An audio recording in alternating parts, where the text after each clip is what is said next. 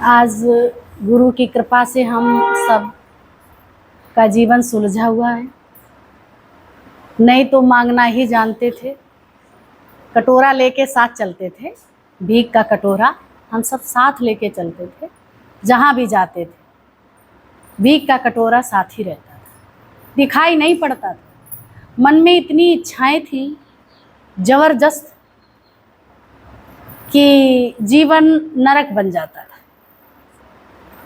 और ये रहमो करम ब्रह्मज्ञानी गुरु का जो ये ब्रह्म ज्ञान हम सबको मिला, नहीं लोग ब्रह्म ज्ञान से कोसों दूर हैं, भटक ही रहे हैं। चार तत्व मूल तत्व कोई बताता ही नहीं है, सब इधर उधर की बात बताते रहते थे। लेकिन जीवन में जब तत्व ज्ञानी आया तो ये जीवन भी बहुमूल्य हो गया, इसकी भी कीमत बढ़ गई।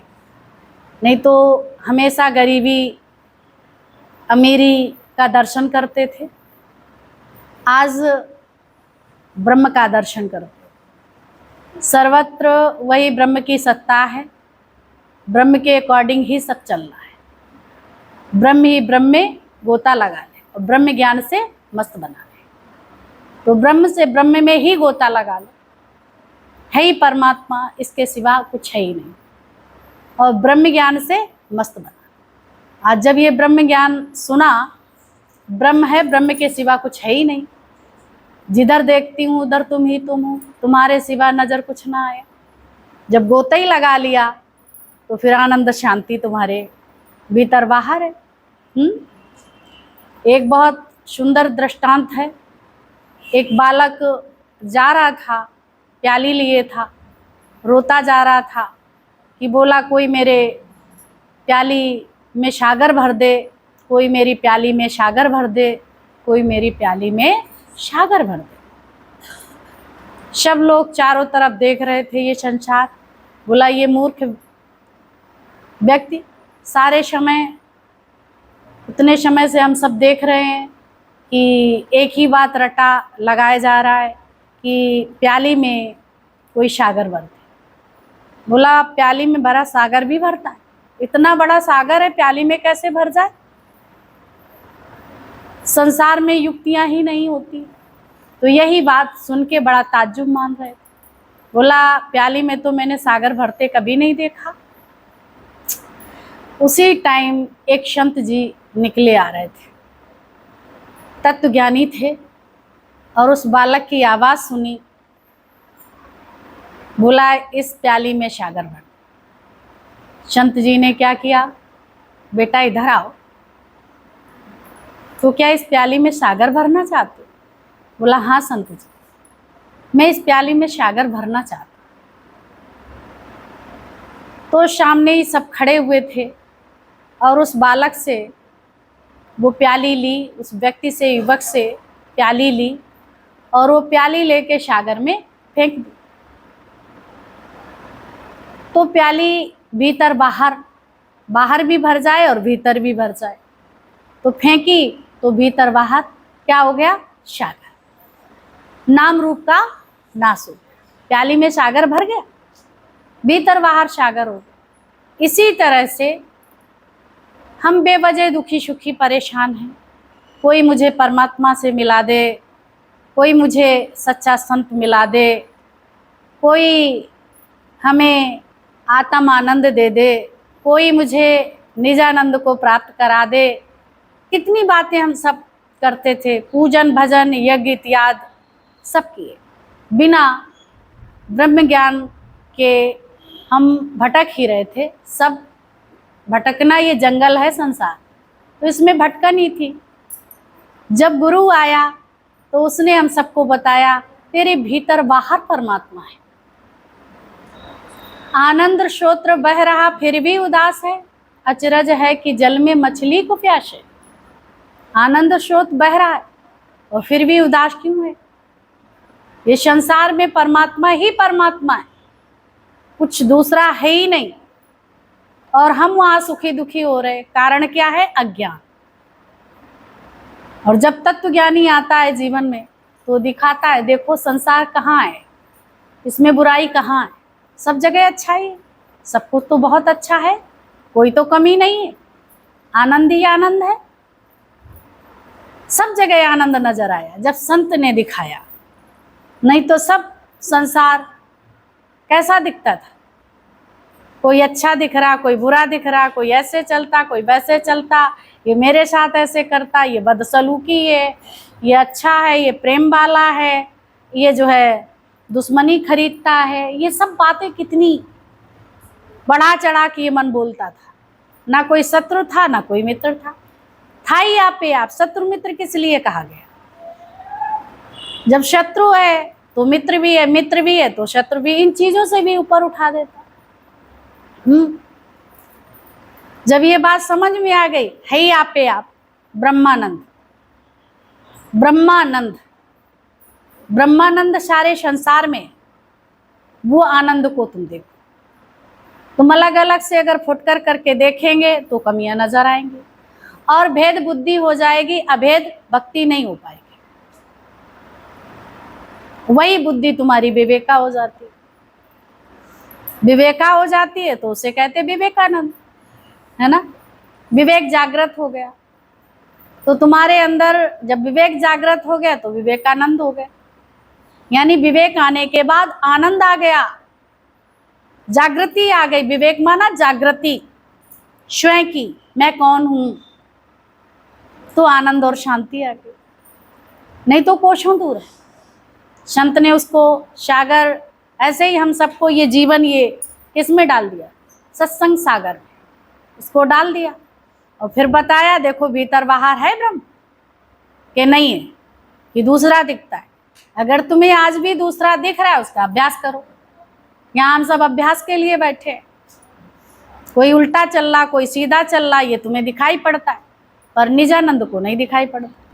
अगर आप निजानंद को प्राप्त कर लिए तो आपको ये सब दिखेगा नहीं। संसार ये परिवर्तनशील है। वही नाटक रावण का करता वही करता राम का, करता है कि नहीं? कभी वो लक्ष्मण का करता, कभी सीता का करता, है ना। कभी किसी का करता, कभी किसी का करता, कभी खलनायकी का पाठ करता और कभी नायकी का पाठ करता। पर हम सब उसमें नहीं जान पाते हैं, भेद रखते हैं। तो वो ठीक है, वो राइट चल रहा, वो रॉन्ग चल रहा है। तो ये कौन कहता है? ये मन कहता है। जब तक मन है तब तक निजानंद नहीं है। जब ये मन अमन हो गया, मन सांसारिक बातों से मुड़ गया और ब्रह्मानंद परमात्मा की, ब्रह्म की तरफ जैसे ही बढ़ा, सत्य की तरफ, वैसे ब्रह्मानंद की प्राप्ति हो गई। मन कितना सुंदर हो गया, ये आत्मस्वरूप हो गया। फिर इसमें कोई बुराई नहीं है। जब निश्चय है तो बुराई नहीं, अगर निश्चय नहीं तो बुराई है। तुम देखो, ये सबसे बहुत अच्छी बात है, ये रोज तौलना। अगर निश्चय नहीं है तो बुराइयां हैं, तुम्हारे अंदर भी आएगी और दिखाई भी देगी। अगर कोई रावण का पाठ कर रहा, अगर तुम अच्छा वही आप ही बने हो रावण, ऐसा भाव रखते हैं तो आप मुक्त हैं विचारों से। अच्छा आप ही खिलाड़ी बने, इस रूप में आ गए। अच्छा आप ही जो है रास्ता रूप में आ गए। अच्छा आप ही मुस्कराओ, जब भगवान को देखोगे तो ऐसे लोगों पे मुस्करा पाओगे। नहीं तो कहेंगे अरे भाई इसने तो, रावण ने सीता हरण कर ली, बड़ा दुष्ट है ना। तो मन कैसा? मन ही तो रावण है जो तुम्हारा निजानंद का हरण कर लेता है, और कोई नहीं है। ये जो हमें दिखाई पड़ रहा है ये तो हमारा बेवजह उल्हना है। जब सत्य जान ही गए हो तो उल्हना खत्म हो गया। अभी तुमको घर में तकलीफ बहुत लगती है, बाल बच्चों से कोई कहता है तो सबके कर्म देखते हो, तभी तो तकलीफ लगती। पति के भी कर्म, बच्चों के भी कर्म, बहू के भी कर्म, बेटे के भी कर्म, सबके कर्म देख रहे हो ज्ञान सुनने के बाद। जो इसके लिए चौकसी, ये पहरा, ये गुरु तुम्हारा लगाता है। अब कितना तुम सांसारिक बातों में रहते हैं, कितना आत्मिक बातों में रहते हैं, तो ये तुम्हारा सुरक्षा कवच है। सीता लक्ष्मण रेखा से बाहर निकली तो हरण हुआ, उसमें रावण की गलती क्या? कोई गलती है? क्यों किसी ने सुरक्षा दी? उसको नहीं माना, स्वीकार नहीं किया, नहीं किया। कोई भी सपोज हमको बात बताता है, सही उसको मान ले, छोटा हो या बड़ा, है ना। उसने कितने रूप बदले। भिक्षा मांगने आया तो उसने कितने बहाने बनाए।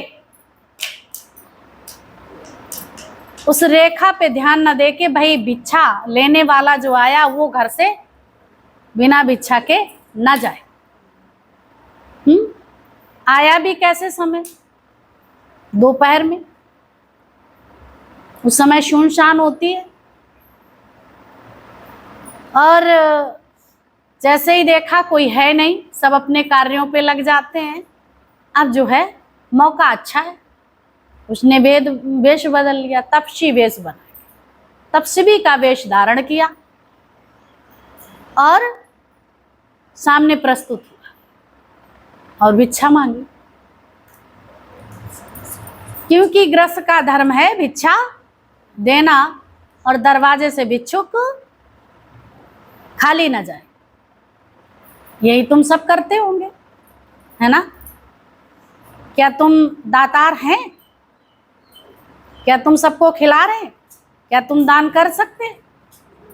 है ना। तो आत्मा कभी ग्रस्त में नहीं है।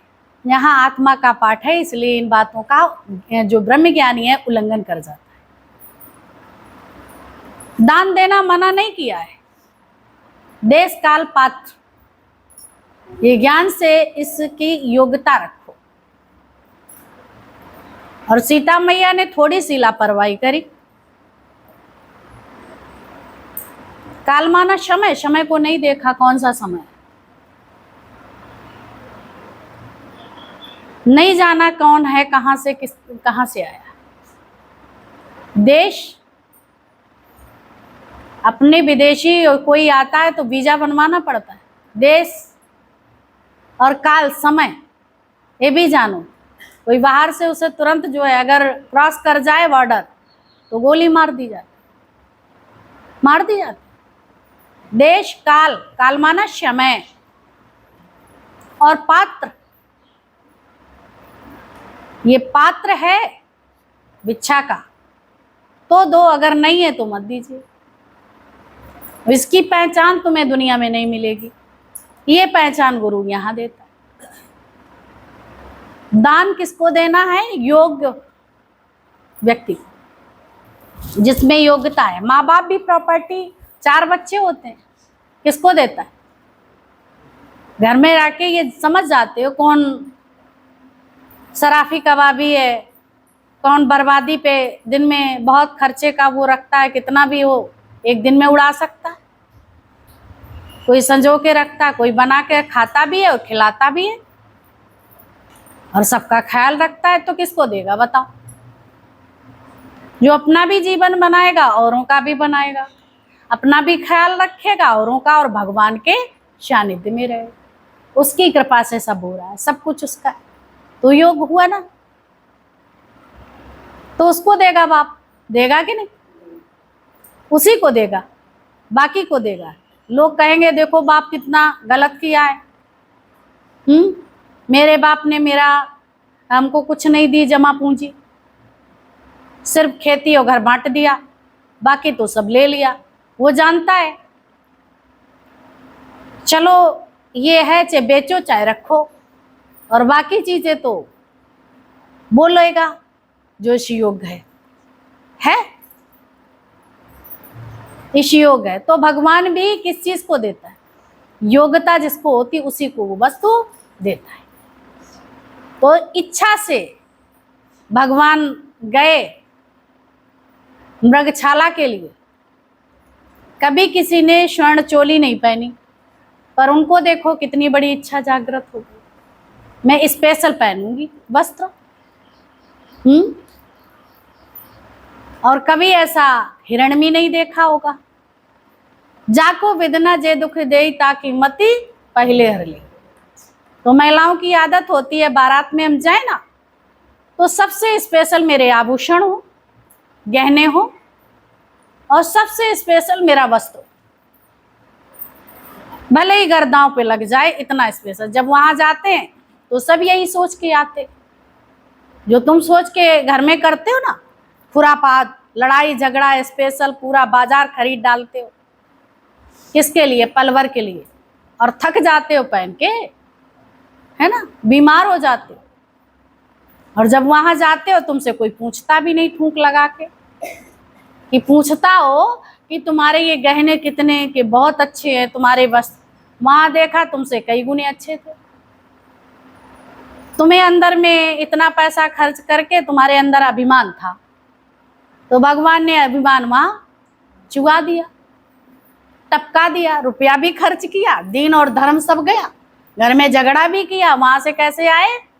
सिकुड़े सिकुड़े, जैसे हवा में कच्चे यान टपक जाता है और सिकुड़े पड़े होते हैं, वही हाल तुम्हारा है। अब यहाँ आ गए, वैसे काम नहीं करोगे, निरर्थक। कभी तुम क्या करते हो? बहुत सारी सामान में सबसे स्पेशल गिफ्ट दूंगी दुनिया में, सब ऐसे ही सोच के जा। तुम लेके जाते हैं गिफ्ट, तुम्हारी कोने में पड़ी रहती है, कोई छूता ही नहीं। तुम बार बार अंदर वाला कहता है मेरी गिफ्ट खोलो, देखो देखो कितनी अच्छी कितनी अच्छी, और तुम्हें कोई बधाई देता उसके बदले? बताओ, ये पागलपन है तुम्हारा। कहाँ देना कहाँ नहीं देना ये समझो। इतनी इतनी चीजें जिनको तुम देने जाते हो कि भाई मैं ये समझे कि देखो दिया, वहां तुम्हारी वैल्यू भी नहीं, उस चीज की वैल्यू भी नहीं है। वहां खुद ही इतना पड़ा है कोनों में, और तुम इतनी ले जाओगी, उसकी क्या वैल्यू होगी?